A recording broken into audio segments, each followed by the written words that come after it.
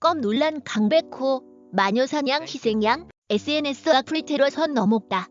야구 대표팀을 향한 비난의 화살이 엉뚱한 마녀사냥으로 번졌다. 화가 잔뜩 난 네티즌들은 지난 7일과 8일 강백호의 개인 SNS로 달려가 악성 댓글을 퍼부었다. 경기력이나 태도에 대한 애정어린 조언 혹은 당부를 넘어 인격을 모독하는 악의적 폭언이 다수였다. 여러 게시물에 댓글 수천 개가 넘게 달리자 강백호는 댓글 기능을 닫았다. KT 관계자는 스타뉴스와 통화에서 오늘 팀에 합류해서 고척 원정 숙소로 이동한다. 잘 이겨냈으면 좋겠다고 조심스럽게 말했다. 그야말로 마녀사냥이다. 국민적 기대를 모았던 올림픽 2연패 실패에 대한 실망감이 특정 선수를 향해 쏟아지고 있다. 김경문 감독이 이끈 한국 야구 대표팀은 7일 일본 요코하마에서 열린 2020 도쿄 올림픽 야구 동메달 결정전 도미니카 공화국전에 6대10으로 졌다. 대회를 4위로 마감했다.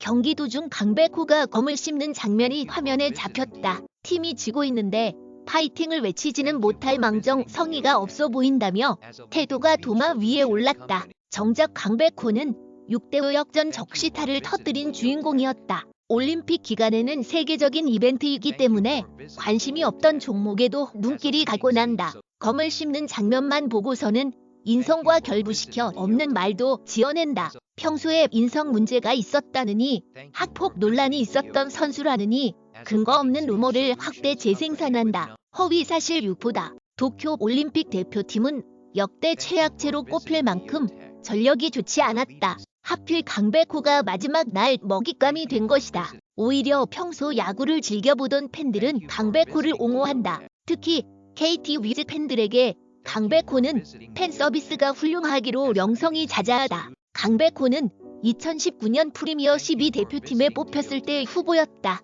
이번에는 주전 지명타자로 발탁됐다. 그 누구보다 태극마크를 달고 활약하고자 간절히 원했던 선수가 바로 강백호다. 프로 선수들이 SNS를 통해 받는 스트레스는 상상 이상이다. 프로 19년차 베테랑 박경수도 악플에 대한 고통을 토로한 바 있다. 박경수는 지난 6월 프로 선수이기 때문에 결과를 못 내면 욕을 먹는 것은 당연하다. 하지만 선을 넘는 메시지도 꽤 있었다. 알고 봤더니 강백호, 배재성, 황재균 등 후배들도 이런 고충을 겪고 있었다고 하소연했다. 악성 댓글의 폐해가 워낙 심했다. 국내 최대 포털 사이트 네이버는 지난해 8월 스포츠 뉴스 댓글을 아예 없앴다. 그러자 개인 SNS까지 찾아가 감정을 배설하기 시작했다. 건전한 소통이나 건설적인 비판이 아닌 일방적인 모욕은 엄연한 폭력이다.